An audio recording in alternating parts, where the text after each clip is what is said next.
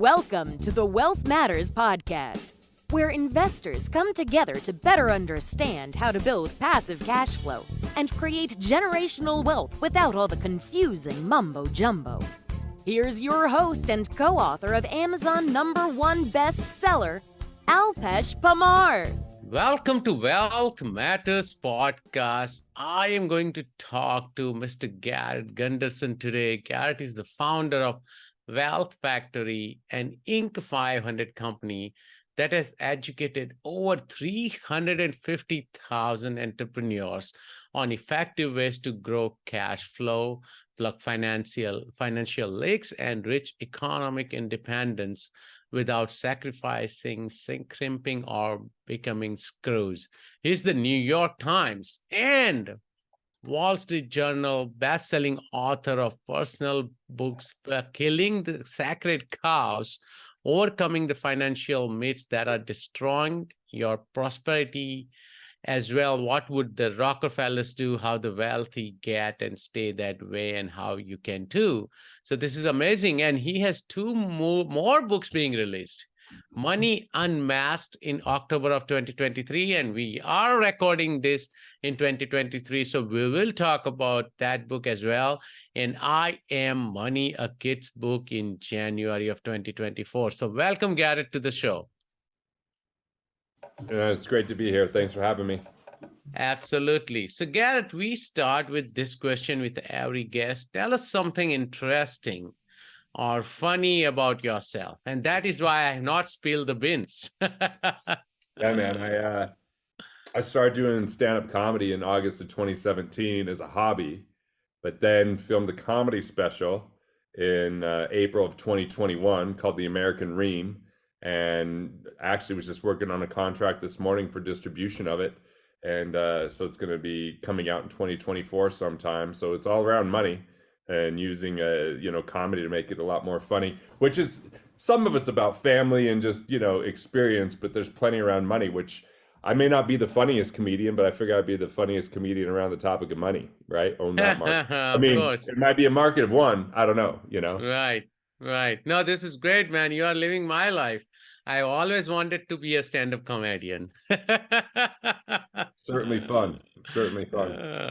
What was your first investment and how did it work out for you? So my first investment, so I started a car detailing business when I was 15. Wow.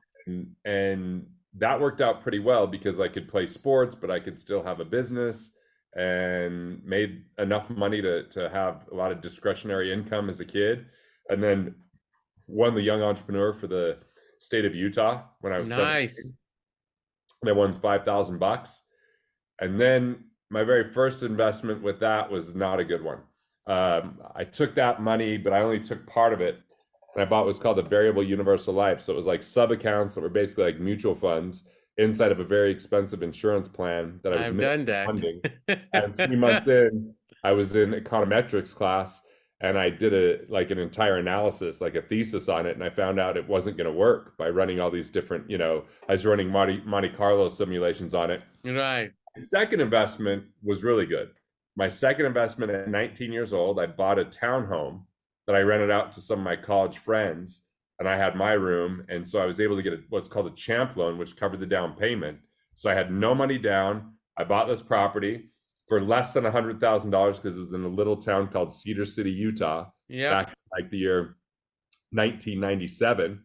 And I was able to sell that for like $170-some thousand, a few years out of college. So after I graduated, and that's without any down payment. Yeah, and my sister rented it from me after I graduated, and then my girlfriend lived with my sister there, who eventually became my wife, and I got to swap and live in her parents' basement my first year out of college, rent-free with the exchange. And so, yeah, that was kind of in my cheaper days. I tried to save every last dollar. That's crazy.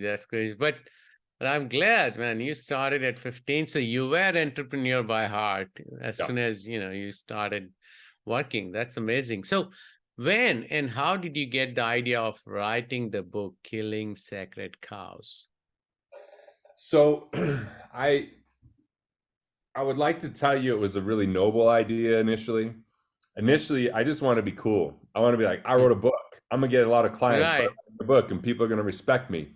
The problem is, it took me 2 years, and I only wrote 72 pages because that's not a really exciting purpose. And I was really nervous to write. Like I was like, man, how's this gonna go? Are people gonna like my writing? I hadn't really written before, so after 2 years, I finally got together with my whole team. We had about 42 people on the team, and we were having this 2-day retreat. And we're like, what can we all get behind and be excited about doing? And the whole firm was like, what if we worked on a book together? And the team would support it with research, and the team would, support it by reading through it and giving feedback. And that's when it really kind of took off, when it was like, I was tired of hearing people say, I wish I would have known this before. I wish I would have known this earlier. People used to say when I was in my 20s, I wish I'd have known this 20 years ago. Or I wish even better, I wish I would have met you 20 years ago. I'm like, well, I was 7 years old. Yes. Had any good financial advice for you? So Killing Sacred Cows kind of became this way to help people. So I could stop hearing like, I wish I would have known this before. And I was like, what are those 9 things that people really, if they would know early, would just have so much more wealth? Got it. So is it similar to, like, I'm pretty sure you have read those books as well, Profit First and The Pumpkin Plan? I know Michael pretty well. We've spoken at events together. I've never read either one of those books, but I've always agreed with the concept in general of Profit First. Yes. And I know that's sold a ton of books. Killing Sacred Cows is more philosophical. I feel like The Pumpkin Plan is more about like a business and what to grow a business. And Profit First is a more even like how to handle your business finances. Right. Killing Sacred Cows is personal finance. And it's really these 9 myths that most people don't recognize that end up costing them a lot of wealth. And a lot of these are things people say all the time, like it takes money to make money, or, avoid debt like the plague, or the finite pie. And I'm showing them like, hey, this is a perspective that comes from scarcity, and scarcity destroys wealth. So what happens when you find these subtle myths or these subtle lies? You can avoid them and have permission to succeed, because you realize that the core of everything is the more of a value creator you are, the more money you'll make, because dollars follow value. So it's really about treating yourself as your greatest asset, avoiding a lot of the missteps and mistakes, and feeling empowered. So I love Michael and his content when I hear him speak. So I would definitely recommend Profit First. And I know his ghostwriter is phenomenal because she helped me with 2 of my books. And so guaranteed, if you read one of his books, it's going to help you. But it is different than Killing Sacred Cows. Got it. Okay. No, that's great. So can you unmask money for us? Well, like money, really, the relationship we have to money is the relationship we have to ourselves. And when we have limited beliefs or scarcity or past experiences that we learn the wrong lessons, it starts to have us either hold too tightly to money or chase at the expense of our life. And so there's really 2 ways that people play. They play not to lose, or they play to win, but both ways don't really let us enjoy life along the way. And when we treat money as our, like, this is what is the ultimate thing, instead of a companion, when it's a solo artist, it could become pretty miserable, because if we want more, there's always more to be had. There's always someone more. So I don't believe that money's evil, like some people believe it's evil. I think it's simply a byproduct of value. And I think value is a great thing. It's when money becomes so important that it destroys other aspects of our life. So there's these 4 money personas that once we understand our subconscious belief systems and our paths that lead us to limitation or that lead us to wealth. And once that's understood, we can make better choices along the way. So Money Unmasked is really unmasking what those money personas are underneath and helping us to see and create a much bigger vision that's compelling, so we design a life we don't want to retire from. I think a lot of people trade time for money and they get exhausted in that world. But what happens when we create a game worth playing? What happens when we enjoy the work that we do? I know there's plenty of people out there that do the worst jobs that we all would hate. So retirement sounds like a pretty dang good idea, because they're putting themselves into physical risk, or they're just like, my dad was a coal miner. You want to retire from coal mining, right? My grandfathers were coal miners, but I'm an author. I am a comedian. I don't want to retire from those things. I just want to do less of what I hate and more of what I love in a way that's consistent with money. And I think that too many people believe that's not possible. They think they don't have the education, or they don't have the family, or they don't have the luck, or whatever it might be. And this book is about how we can start to profit from our ideas up front, or plug financial leaks so we can keep more of what we make, or understand our money personas so that we can really start to design a better life along the way. And so the real concept in there is, how do we win before we play? How do we design a game worth winning so we've already won? And that is why I think it's a really unique book without content like that out there anywhere else. That's awesome. So what are these 4 different money personas? So one, and this is the one people like to be the least, and this is the one I spent most of my life in, at least until I was in my early 20s. I was a miser. A miser nope, and everybody goes, oh, I'm a miser. Like, it's an offensive word for some people. But misers play a game called preservation, and they end up with money that they won't spend because they're addicted to holding on to what they got, right? So when I was a miser, it was all about what I could reduce and cut back and save and budget and scrimp and save and delay and defer. Like, you kind of know the mantra. And so ultimately, nobody shrinks their way to wealth, but the miser thinks they can just cut their expenses to the point where they're going to keep more money. And there's a book that really speaks to the miser. It's called The Millionaire Next Door. That book says you could be a broke, miserable millionaire if you never spend money. And that's true, but you don't get to enjoy your money. That's the problem. I was thinking about that book. So the second personality is also in A Play Not to Lose, and it's called the conservative. I'm not talking politically conservative. I'm talking fiscally the conservative, which is, they play the game called accumulation. And so they end up with funds that they can't spend because they're afraid they're never going to have enough. So a miser is more likely to put cash in coffee cans and put it in the cellar, like my family, where a conservative is more likely to have a diversified portfolio.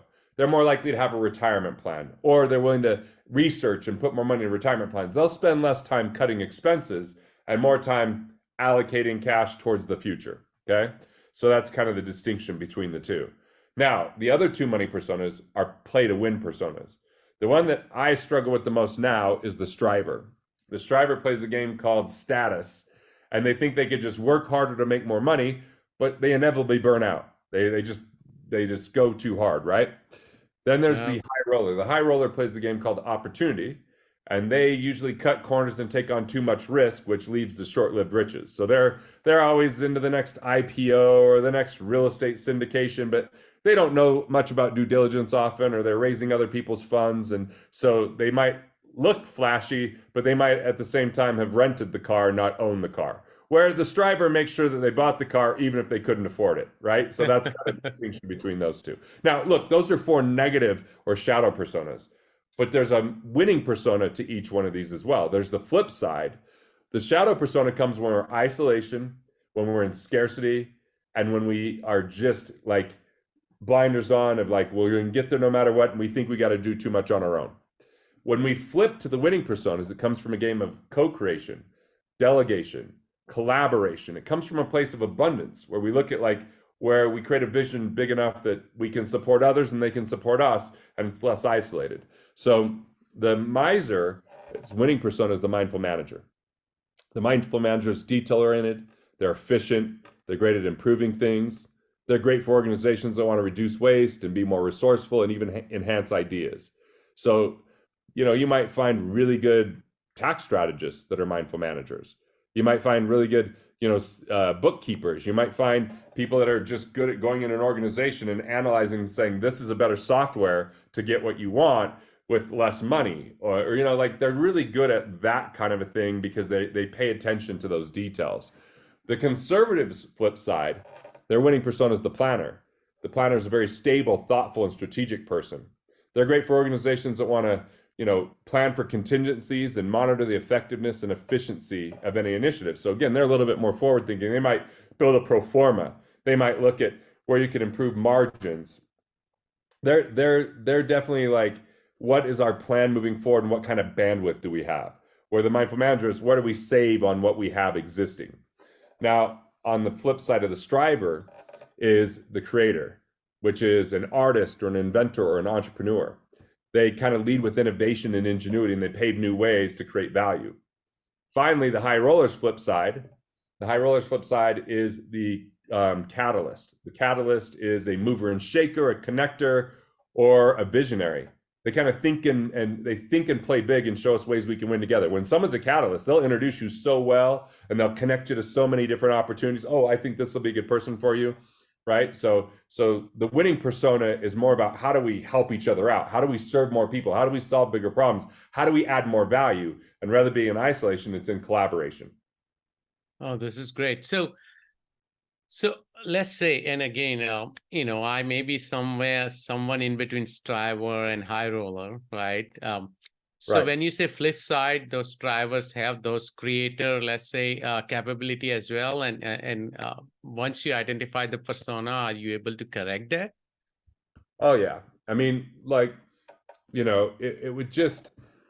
it's definitely something that we're not always so abundant that we're always in one of the winning personas. We're always so scarce that we're always in the scarce persona. It could be circumstantial, but it depends on, are you playing the game worth winning? Are you designing a life that you enjoy?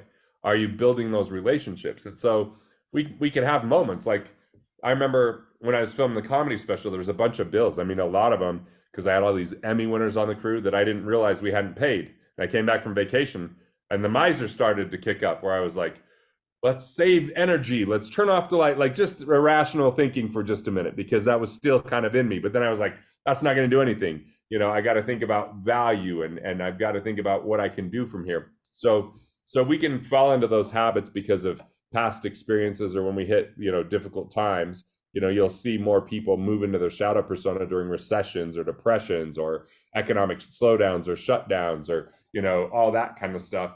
And it's not that we're all of any one of these personas. There's the persona that we lead with, and there's the ones that we're strongest with. And then in circumstances, we might have a secondary one. So you don't have to stay stuck in any one of those losing games. You have to just ask, is this a game worth winning? Am I looking to collaborate? Where am I stuck? Am I asked for support? Sometimes people feel like asking for support is weakness, and they think that collaboration is dangerous. And look, I get it. You could get involved with a business person that takes advantage of you, or you could have the wrong collaborator that slows the project down. That happens. That's part of life.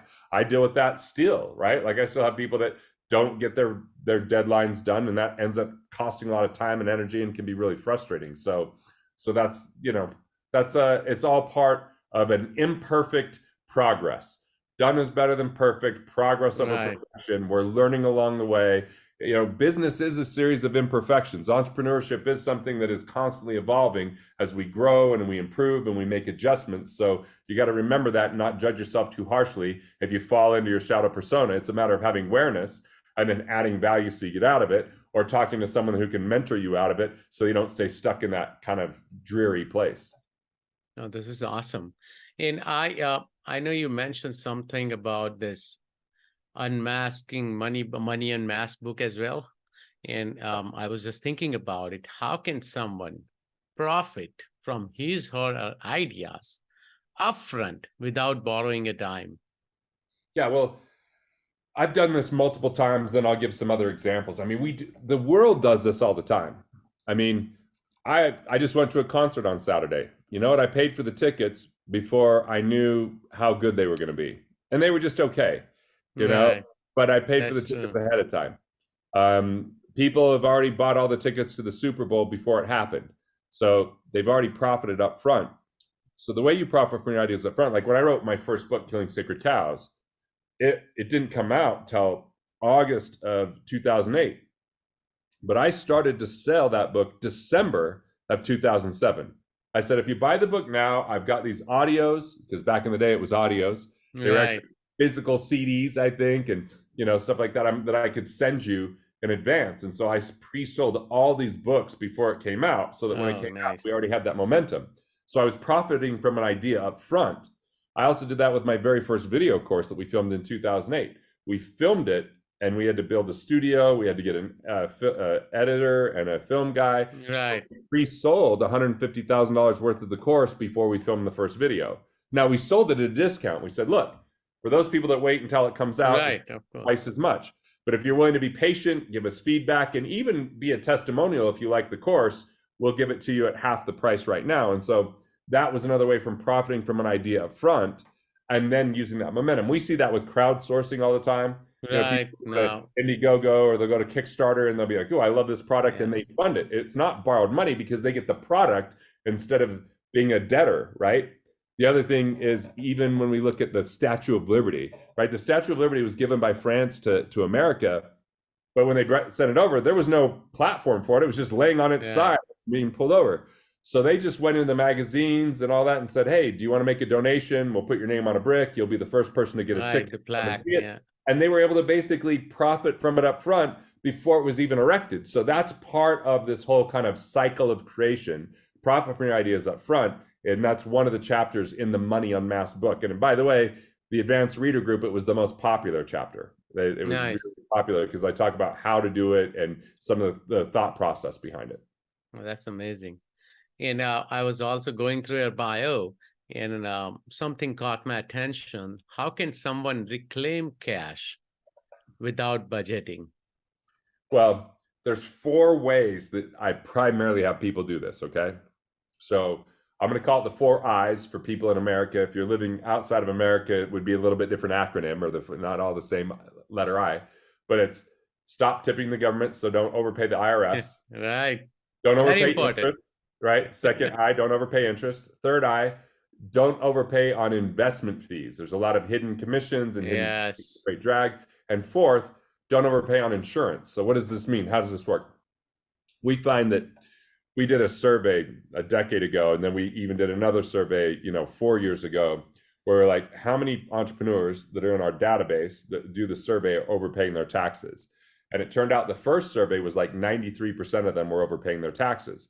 Often their accountants are busy and they're just helping them file. They're not necessarily getting on the phone and strategizing. And for some, if they're over $1 million revenue, they didn't have a tax attorney or corporate attorney, and that could bring a lot of advantage. And so some just don't have bookkeepers and they're not getting the data to people on a timely basis. So we found that the average was $11,430 they were overpaying per $500,000 of revenue. So, it's a decent amount of money, and that's not one time. A lot of times it was every single year. On the interest side, there's really 3 R's to lower interest. You can renegotiate your interest rates. That's especially prevalent with credit cards. You could refinance. A lot of people could refinance when they have collateral, like a mortgage or a car, get a much better interest rate, or reallocate. There's some people that are sitting there earning like 2-3% on their money, and they've got 6% loans.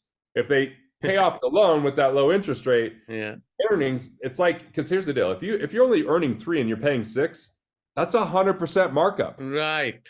Yeah, that's 100% be making markup. That 6% by paying. You're gonna really improve. So that's the interest. The third one is on investments. There's everything from expense ratios and 12B1 fees, and if it's in retirement plans, there's admin fees and legal fees and all this. And what we find is even less than 1% fee can make a huge difference. If you're earning 9.2% because of fees instead of 10%, over 30 years on $100,000, it's $340,000 less that you get by earning 9.2 versus 10. So those fees really matter. And then the fourth one is insurance. A lot of people have duplicate coverage or improper structure. I know people that have too low of deductibles, and if they raise their deductibles, they'll lower their premiums, and they wouldn't make a claim on something that small. So go to the place where that threshold is where you'd make a claim. Or you can add like an umbrella policy to a car insurance and homeowners, and then lower your limits on your car and home. So the umbrella covers multiple properties instead of, meaning multiple cars in a property rather than just one, and you might be able to save money. Those are just a few examples, but we find $2,484 per month of savings for an entrepreneur doing $500,000 by using those 4 I's. That's money right there in their pocket, recovering cash. And so that is another chapter in the book, actually. Oh, that's awesome, man. I'm learning a lot already. So let's talk about some of the mistakes you have made with your investments or business. So mistakes that I've made, well, I got over leveraged in real estate, which wasn't really what I would call my investor DNA.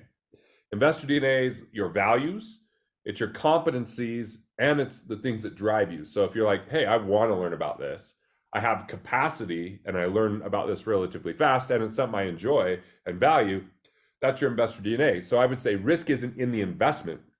Risk is in you, the investor. So when people are like, is real estate risky? I'm like, I don't know. Are you a good real estate investor or not? Or is entrepreneurship risky? Well, are you an entrepreneur or are you not? Is intellectual property risky? Like, there's these investments where people make them because they hear of other people doing well, but they're not related to it the same way. And so real estate's that for me. Now, where I'm sitting now isn't my home, it's my cabin. And I know the area. I've researched this area for a long period of time. And I always wanted to I owned a cabin a couple of canyons over. And there's a lot of canyons that were available. But even then, I had researched for a couple of years, and I bought 4 plots of land and 1 small cabin. Another cabin, like, it's crazy. Just this was like in 2005. I bought a cabin for $96,000, just a little A-frame. Wow.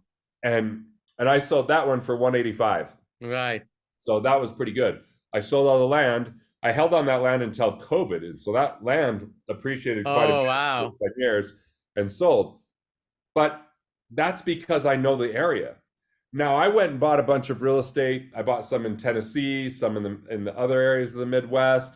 I bought some in northern part of Utah that I didn't know a lot about. And so I did really well on those properties from 2003, 2004, 2005. And then I got like, man, I'm killing it. I'm so smart. I wasn't smart. I was lucky. I just bought at the right time. And then when 2008 came out and was like, by the way, you think you're smart? I'm going to kick you in the butt. And that's exactly what happened. So I ended up giving a lot of that wealth back, because from 2008 and 2009, I'm now selling properties. Some of them I'm short selling, or I'm selling it for less than I owe on it, even though I had equity in it before. And that just came because of ignorance and greed. It wasn't something that I was really diving into and an expert in. I just said, oh, real estate's a good investment. But I wasn't even picking a lane. I had some commercial property. I had some properties that needed to be fixed up. I had some properties that were duplexes and fourplexes and single family. And the reality is, if I would have picked a lane and said, I'm going to get good at one of these things, right, that would have been a totally different thing than just spreading myself too thin, having over 100 doors. And I just spent 2 years of my life fixing all that mess, which was super frustrating and difficult. But the good news is, as an author, I was able to help other people out by going through that mess and realizing the mistakes that I made.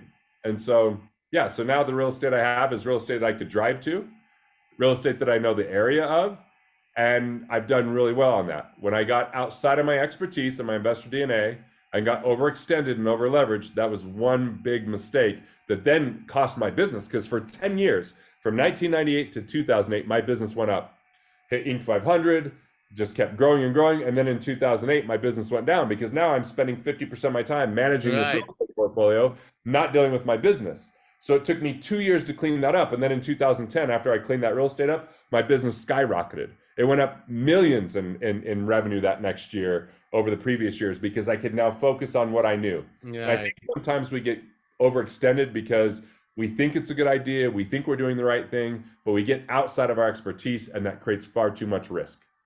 Oh, this is amazing. Thank you for sharing. So I'm going to put you on spot here, because of course we got to see the funny side of Garrett now. Okay. So let's get started with some jokes about money. Jokes about money, like, the thing that is most crazy about money. Well, first off, you kept mentioning my book, Killing Sacred Cows. I just have to say, I appreciate you called it Killing Sacred Cows, because the very first podcast I ever did after that book came out, the host for 90 minutes called it Killing Scared Crows over and over. Oh, nice. Killing Scared Crows. And I would say, yeah, Killing Sacred Cows. And I was like, what's this book about? Like murdering birds? Like, what is going on? And then at the end he goes, hey, what do you think I should invest in? I go, I got 3 things. Well, one of these 3 things would probably work. A new pair of glasses, literacy, a new career. I mean, he just kept over and over saying the wrong thing about my book. So that was probably the first joke I ever told. I was at this event and this guy introduced me as being hilarious, my buddy Keith. And I was like, hilarious? I'm giving a financial talk. So I did that little real story about killing sacred cows, and I got, quite a few laughs. I was like, all right, this is pretty fun. And then I decided right after that to go do an open mic.